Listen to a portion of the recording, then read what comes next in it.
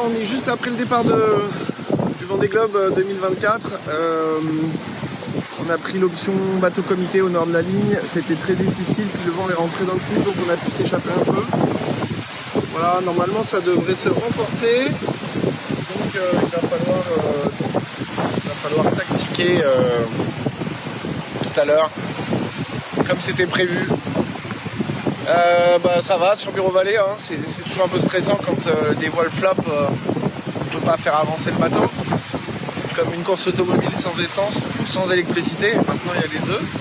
Voilà, en tout cas merci d'avoir suivi le départ, merci à tous, ciao ciao.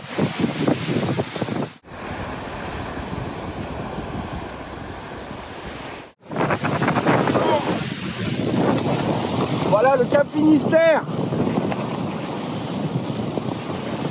avec le soleil qui va se coucher. Voilà, juste si on peut essayer d'être performant tout en faisant un peu de tourisme, c'est plutôt agréable. Des montagnes très impressionnantes. Et là j'essaye d'aller à terre pour avoir la courbure du vent, parce que c'est beaucoup d'Espagne et donc le vent quand il est nord-est il fait un petit virage comme ça. Alors si j'ai bien calculé, le bord d'après devrait être positif. Voilà. Bon, il y a du max au début de ce Vendée Globe. C'est passionnant, mais il faut pas mollir. Allez, à bientôt, salut!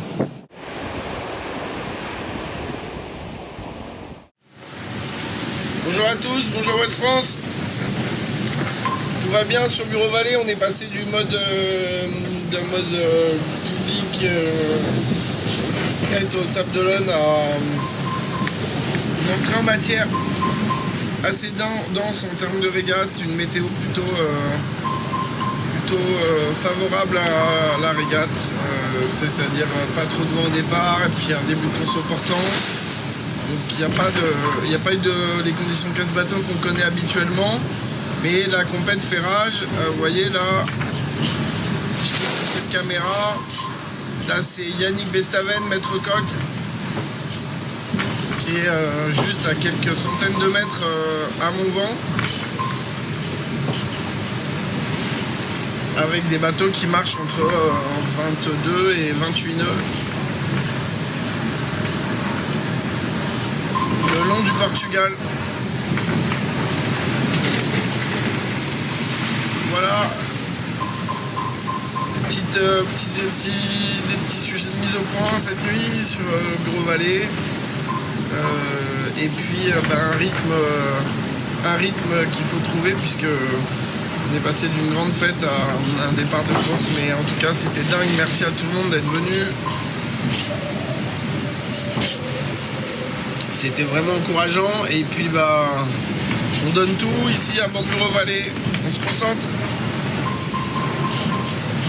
Ça va être sympa le match avec Yannick et puis Boris Herman qui est pas très loin derrière, donc ciao. Les premiers repas à bord de Bureau Vallée, bonjour. Pour l'instant on mange les rillettes fraîches de Fafal. On n'a pas encore attaqué les pianophilisés. Dans la Fafal, je voulais te remercier parce que c'est un régal. Pimenté juste comme il faut. Je savoure. Et puis en dessert, les Rice Krispies de Janou. C'est un gâteau américain, marshmallow fondu, avec des Rice Krispies. Et c'est très bon et très nutritif. Voilà, tout ça pour vous dire que pour l'instant, on évite de rentrer dans les sachets de nourriture où tous les poids sont comptés, où toutes les calories et tout là pour l'instant. C'est de la full impro, mais c'est très bon. Ciao, merci, bye bye, merci Fafaz, merci. Et voilà, bord à bord avec Yannick Bestaven. Super bord au Mordant. Coucher de soleil.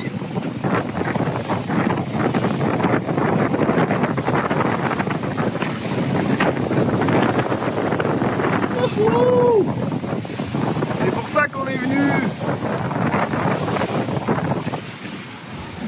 Allez, ciao.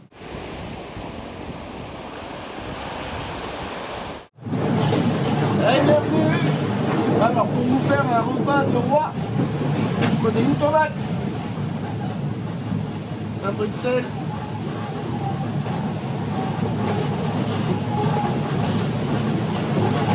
c'est l'aventure, un vrai voyage. On approche des îles de Madère.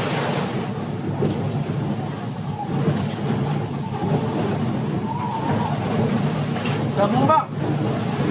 Le tout, c'est de trouver comment se faire plaisir à 30 nœuds quand même. Parce qu'on va pas attendre d'être dans la pétale pour toujours le sel.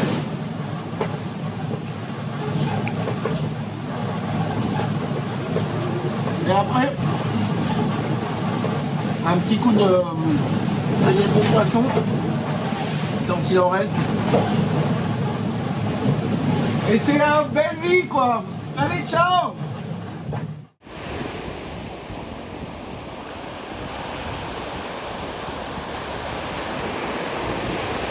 Petite douche post-bricolage sur le bateau. Avec mon petit jet de douche Phytoner pour hommes qui sent très très bon.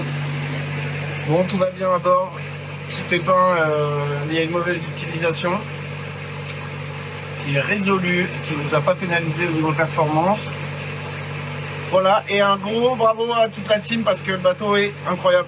Ciao, merci, bisous.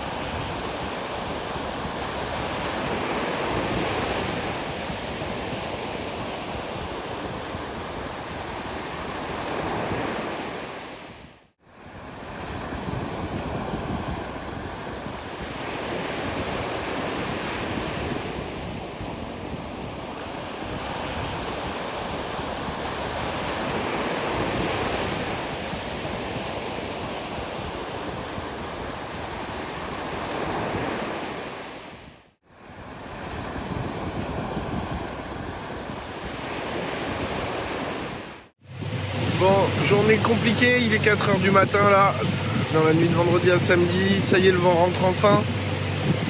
Et je sais pas si vous distinguez la masse noire, juste sous mon vent, c'est Charal. On a fait un paquet de 360 dans la zone ensemble. Voilà, bon bah c'est là un grain, là un grain. C'est vraiment le ciel qui décide de notre sort. Il faut profiter de la moindre risée, donc la lumière est allumée sur le pont pour régler les voiles. Allez, bon week-end à tous, salut. Et toujours ce même Charal, mais version lever du jour. Là on sait qu'il pleut, hein. On sait qu'il pleut. Peut-être passer m'acheter une côte de bœuf moi pour ce soir. Allez, salut et bonne journée à tous. Bonjour les amis, ça manœuvre fort sur Bureau-Vallée. Il y a du match. Avec je sais pas si vous le voyez, Johan là-bas. Juste là, Jérém. J'ai fait un mauvais choix de voile depuis ce matin. Donc ça n'a pas arrangé mes affaires là, au niveau de la petite régate qu'on a tous les trois là. Puis vous voyez, le ciel est encore bien chargé, donc ça, tous ces grains là, ça fait des vents hyper pas variables. Puis là je suis venu à l'avant avec le téléphone pour filmer ça là. Je sais pas si vous... Bon, ça c'est la voile que je viens de ranger, mais cette sensation où le bateau vole quoi. C'est dingue.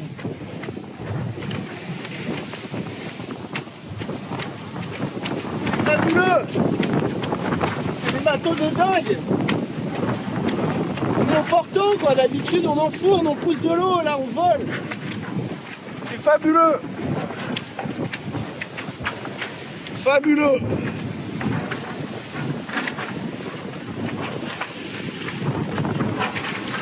C'est ça que je voulais vous montrer. On est à peine mouillé. Sur des petits embruns forcément, mais regardez ça. C'est au ras du pont.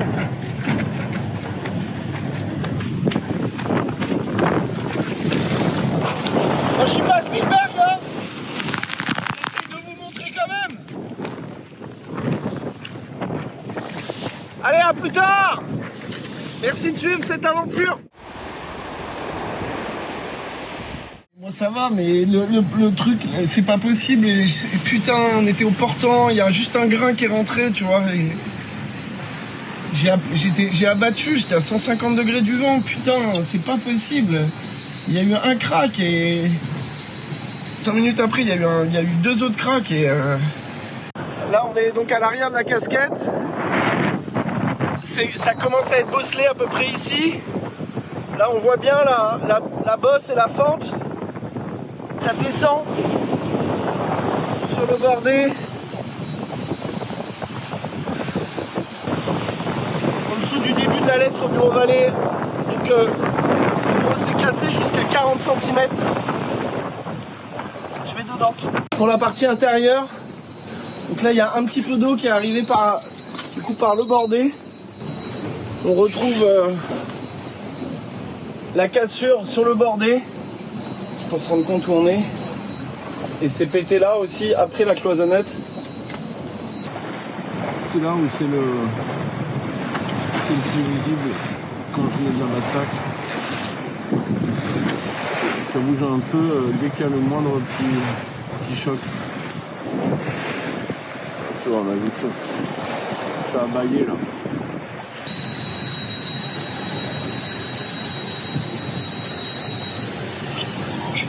Fais chier.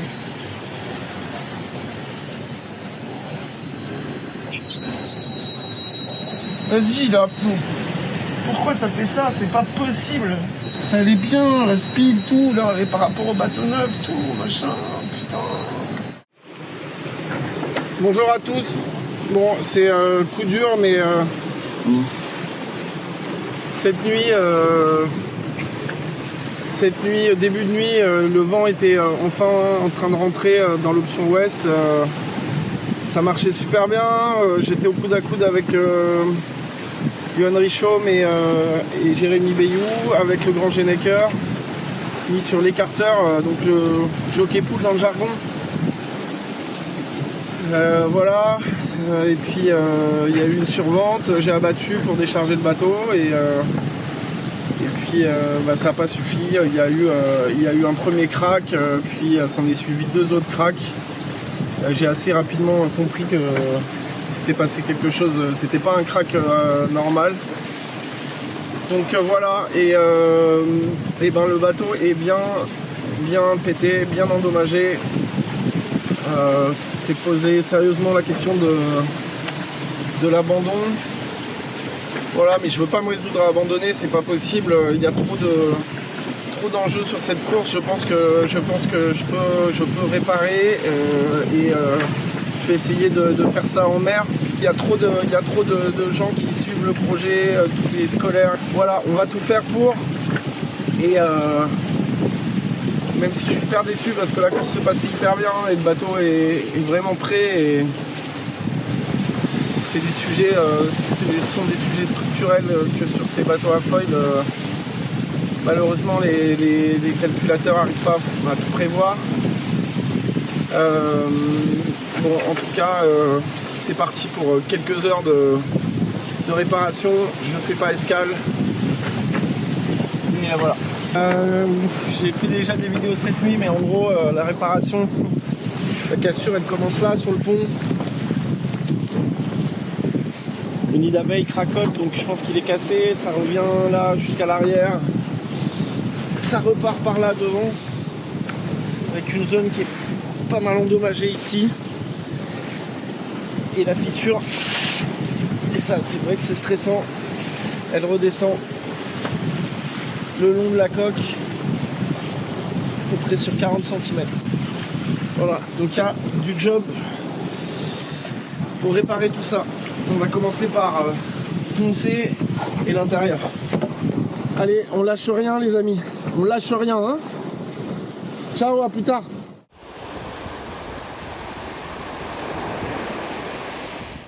Bon, allez, faut pas lâcher, c'est parti pour les réparations.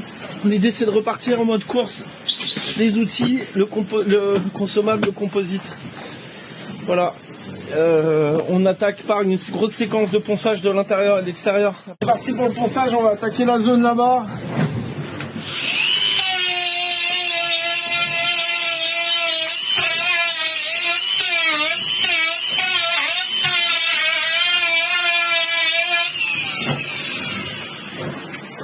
Ponçage intérieur terminé. Donc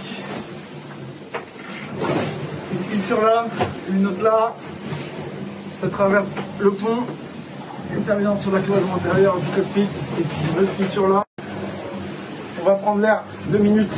On a poncé l'intérieur, on va procéder à la préparation du pont avec un peu de découpe à faire.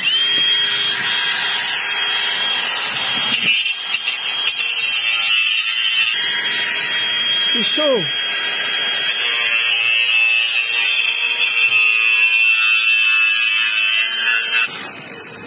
Voilà, maintenant on attaque le ponçage. Voilà, maintenant que tout est poncé, les endroits où le nid d'abeille est cassé, donc c'est l'âme du bateau, on va insérer de la colle pour faire un pontage entre les 2 parties du nid d'abeille.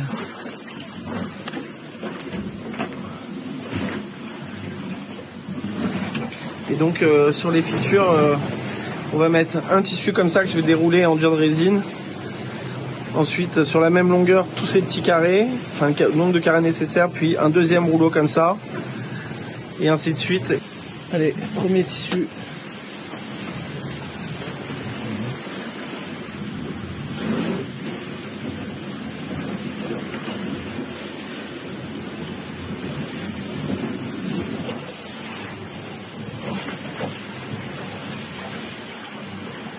Le deuxième, bien que c'est posé partout. Voilà, ça donne ça. J'ai viré les padailles, je vais faire la coque. On attaque.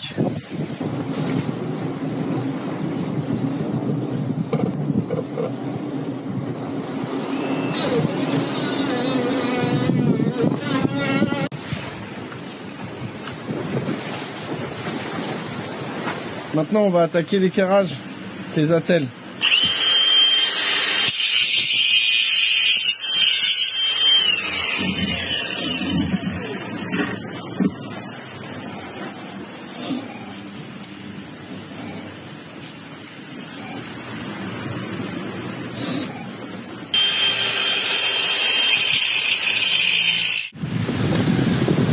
Bonjour à tous, c'est Louis Burton qui vous parle. Après avoir travaillé la nuit d'il y a 2 jours, la journée d'hier, une bonne partie de la nuit, je vous montre le résultat des réparations. Donc là on est sur le pont de Bureau-Vallée. On retrouve les zones de ponçage sur lesquelles j'ai pu faire des stratifications de carbone avec des biaxiaux et des tissus unidirectionnels pour reprendre les efforts. On retrouve les stratifications sur la coque. Et puis j'ai utilisé ma latte de remplacement de grand voile pour faire 2 attelles en miroir reprises à l'intérieur pour reprendre les efforts longitudinaux de la coque.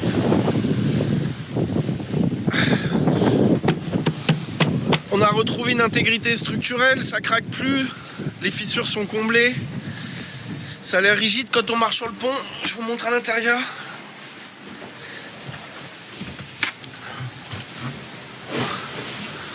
Voilà la zone où on retrouve les stratifications en miroir à l'intérieur. Et les 2 lattes découpées et collées, boulonnées en miroir sur le bordé de la coque. Voilà, bon, et ben on est clairement passé en mode Waterworld sur Bureau-Vallée. Jour 3 depuis la casse sur Bureau-Vallée. Donc on a fini les réparations. Voilà la version définitive. On va rajouter une planche de fibre de verre intérieur-extérieur, un bout de rail de mât boulonné intérieur-extérieur, un autre bout de rail de grand voile boulonné intérieur-extérieur, tout ça collé. Et au bout là, le scotch, c'est pas pour tenir, hein, c'est que j'ai fait un joint au Sikaflex et puis là-bas en orange de l'enduit sur le bord d'attaque des tissus de verre pour qu'avec la puissance des vagues, les tissus s'arrachent pas.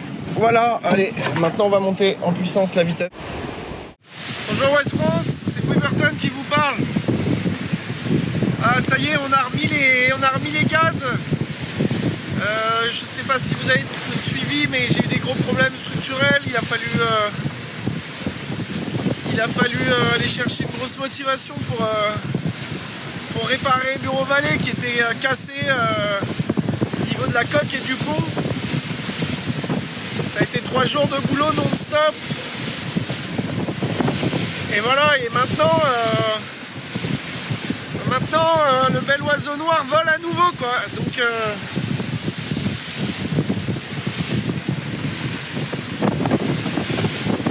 l'idée c'est vraiment de passer la déception, c'est de se dire mais il faut absolument essayer de trouver des solutions, il faut absolument essayer de résoudre les problèmes. Parce que si on n'essaye pas, et ben on va avoir des regrets, on va être triste, on va être malheureux, les gens vont être déçus, les gens qui vous aident. C'est une navigation en solitaire, mais c'est tellement un boulot d'équipe. Alors voilà, et puis il faut essayer d'imaginer que qu'est-ce que ça sera si on tente le tout pour le tout et que ça marche. Et ben ça sera que du bonheur à un niveau qui n'aurait pas été possible d'atteindre sans avoir eu cette difficulté à surmonter. Ou les difficultés à surmonter.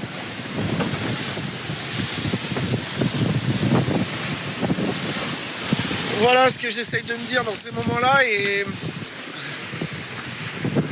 on en est qu'au début du Vendée Globe, mais je vous assure que pour l'instant je suis quand même content parce que on marche à 20 nœuds,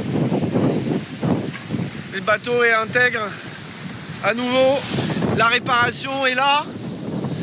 Alors c'est agricole et je dis ça avec beaucoup de fierté.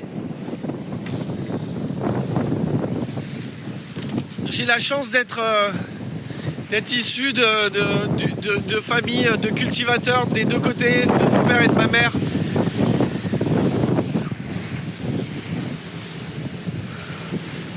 Où on m'a appris depuis que je suis tout petit à me débrouiller avec ce que j'ai à bord, et donc c'est ce que...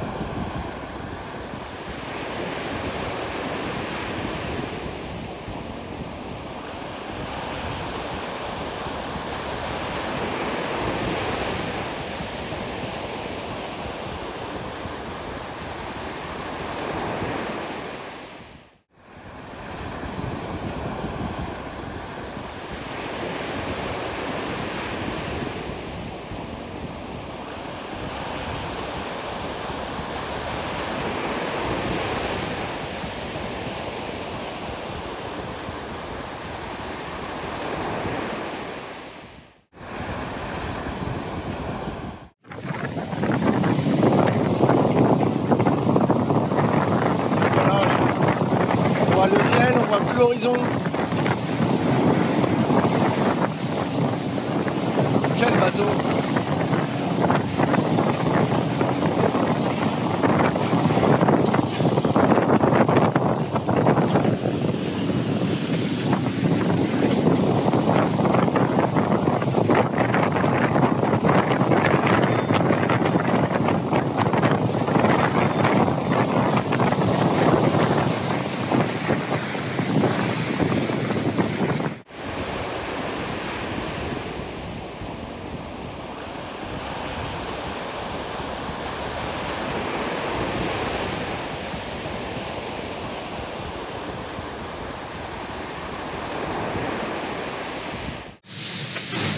Bonjour à tous, c'est Louis Burton qui vous parle. Alors je vous parle depuis l'hémisphère sud. On a traversé l'équateur comme les petits camarades de devant. Ça y est, on est dans l'hémisphère sud. Ça c'est cool et je peux vous dire que cette fois-ci il a vraiment une saveur particulière ce passage de l'équateur avec les problèmes qu'on a eus. Pour l'instant ça a l'air d'être totalement stable. Donc je suis très content et je voulais en profiter pour vous remercier pour les très nombreux messages de soutien que vous m'avez adressés, que vous m'adressez tous les jours. Ça aide à remettre du gaz dans la machine. Voilà, et puis ben c'est l'Alizé de l'Atlantique Sud, c'est absolument magnifique. Il fait beau, chaud, il y a du vent. La mer est pas trop difficile. Et puis maintenant on va essayer de couper, de faire un peu l'intérieur par rapport aux autres et essayer d'attraper la dépression cut-off là, qui coupe l'anticyclone de Sainte-Hélène et qui va permettre de se diriger vers Bonne-Espérance. Alors je suis en retard par rapport au timing idéal, alors j'arriverai peut-être pas à l'attraper jusqu'au bout, mais en tout cas je vais essayer par l'intérieur. Voilà, et puis ça devrait nous amener dans quelques jours vers Bonne-Espérance. Et voilà les images de dehors. Bon, en tout cas, pour l'instant, tout va bien sur Bureau Vallée. Donc c'est quand même absolument génial d'être là. Allez, salut à tous, bon week-end.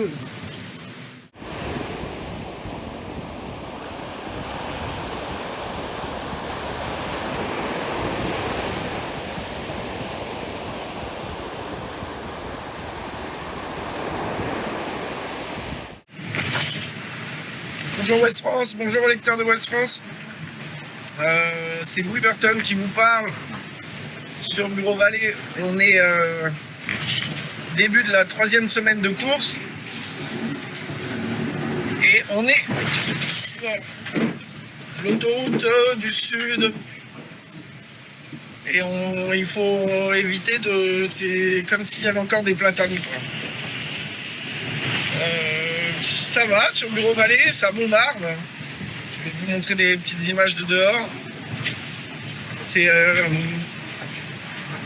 assez engagé. J'essaye de tenir un rythme important pour ne pas me faire décrocher par la tête de flotte. Donc je suis plutôt en arrière de la dépression. Donc j'ai pas des conditions aussi favorables que les tout premiers. Mais bon, j'essaie de m'accrocher quand même. En route pour le Cap de Bonne-Espérance. Et Cap de Bonne-Espérance qui porte bien son nom pour moi, puisque, comme vous le savez, il y a quelques jours, j'ai eu des gros soucis avec mon bateau, des fissures, etc. Et c'était pas du tout gagné d'être encore en course une semaine après. Donc j'ai plein d'espoir, je nourris plein d'espoir sur cette descente de l'Atlantique Sud. J'en profite pour tirer tout ce que je peux dans Bureau Vallée pour pouvoir me rassurer complètement sur la fiabilité mécanique du bateau. Cap de Bonne-Espérance, c'est aussi le premier grand cap qu'on franchit sur le Vendée Globe. Il n'y a pas beaucoup de courses à la voile en solitaire où on le laisse sur notre bâbord, ce cap. Après, on aura l'Indien à traverser, le cap Lewin à laisser, le Pacifique à traverser et le cap Horn à laisser à bâbord. C'est quand même assez dingue quand on se dit ça. Voilà, et je suis plein de bonnes espérances, plein de bons espoirs. Et ça bombarde. Ça bombarde, il fait encore beau et chaud. Voilà. Alors je switch de caméra pour vous montrer dehors. Montrer comme c'est beau quand même et la chance qu'on a. Bon voilà les amis, et je vous dis à bientôt. Merci pour votre soutien. Merci de suivre ce beau parcours. Lâchez rien surtout. Salut.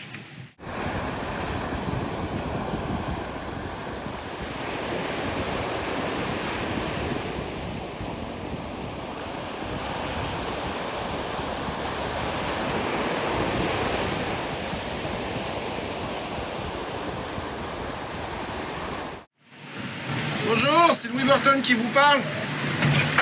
Alors on est le 30 novembre. C'est une journée absolument magnifique.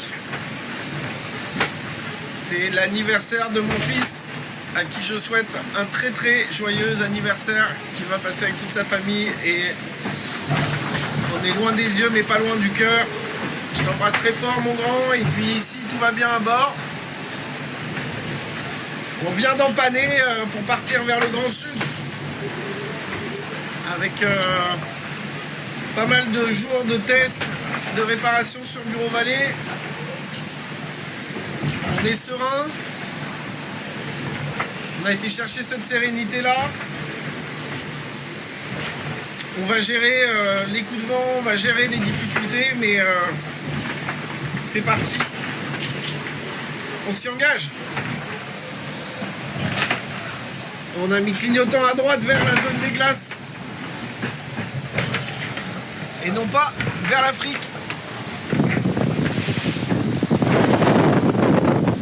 Il y a Pip qui est juste là dans le foil.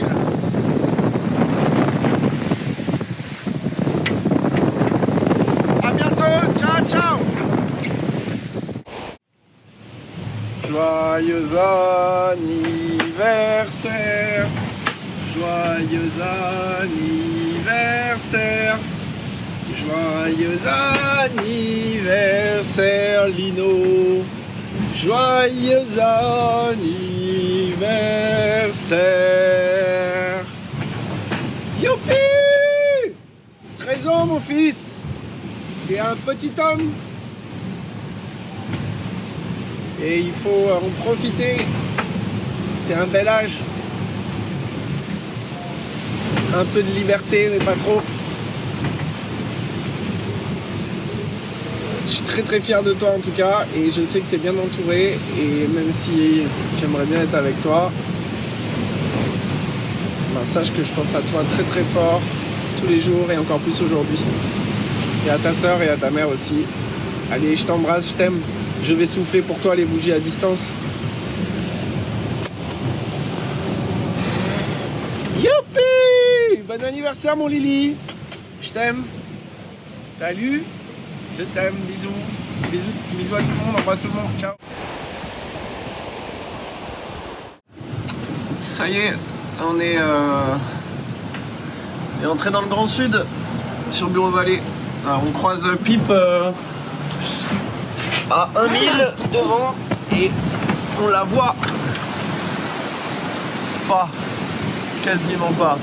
Je vois avec l'appareil, je sais pas si vous allez voir, mais on la voit à peine. Et voilà, l'ambiance. Bon, on savait que ça allait arriver, hein. Et on se rappelle qu'on est content d'être là. Maintenant, on va la jouer prudente. Et on va essayer d'être rapide quand même. Salut, bon dimanche.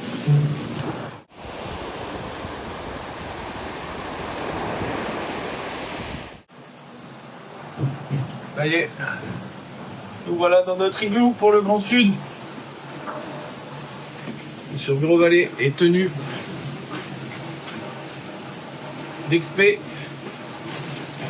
Allez, c'est parti pour trentaine de jours. Donc le Cap Horn. Salut!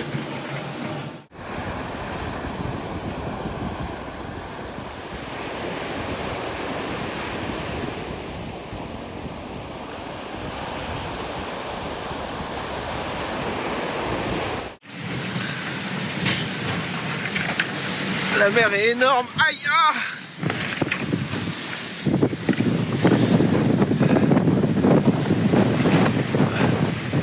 le front est passé.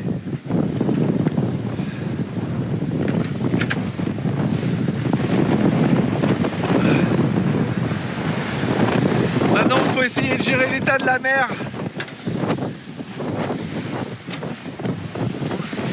On distingue encore le front là-bas. Le ciel bleu est en train d'arriver sur nous. Ça veut dire que le front est Le front est passé, est en train de passer.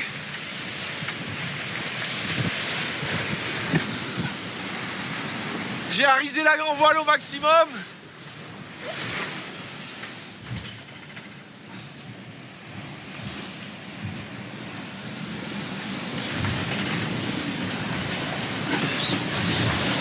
C'est vraiment pas des parages où il faut avoir un bateau atrophié, quoi.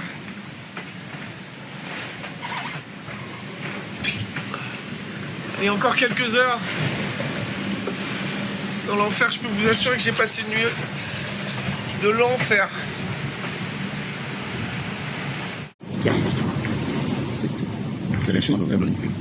Bonjour, c'est Louis Burton qui vous parle. Alors, c'est pas forcément le picteur que je raisonne. Non, je sais que c'était long. Le 5 décembre,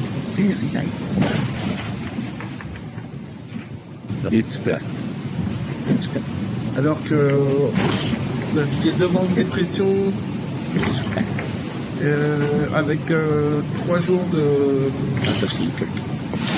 d'évaluation à faire assez serré près du vent. Je suis passé d'une grande voile d'avant, code 0, à une voile fractionnée qui ne va pas jusqu'en côte de mât, et puis ensuite au J2, qui est la voile à poste sur le bateau. Et un des éléments qui tient le gréement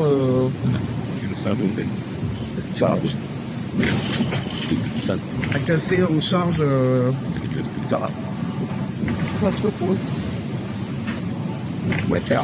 a cassé en charge sans prévenir, dans des conditions de vent qui n'étaient pas violentes. Voilà. Ça veut dire que là, on trie des problèmes de structure de pointe et tout, on rajoute un problème de structure de pédant.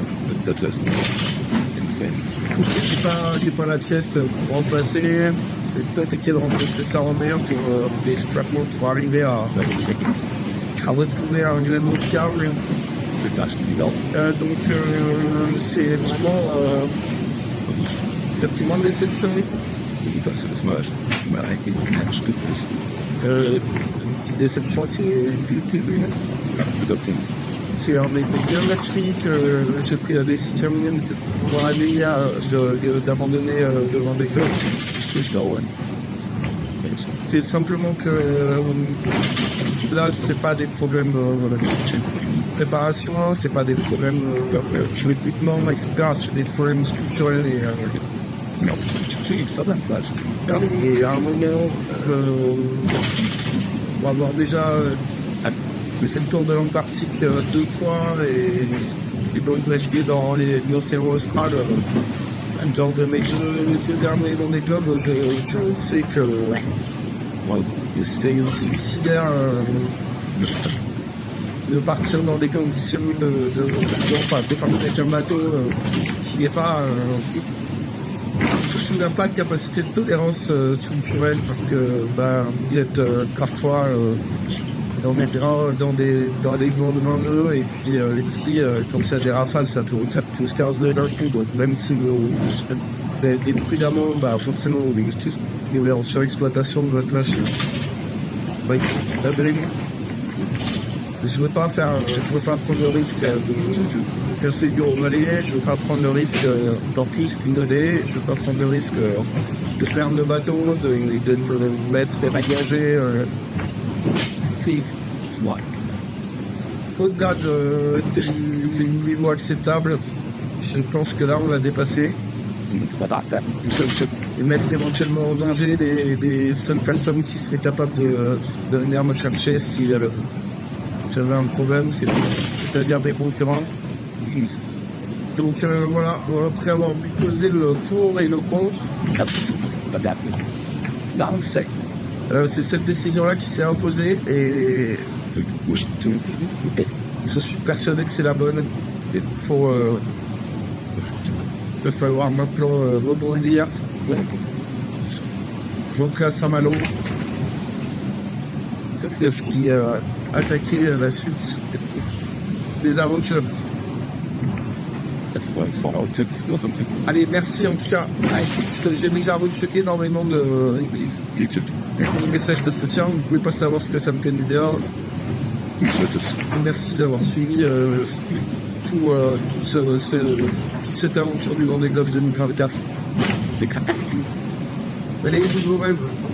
C'est pas des poches de Ciao.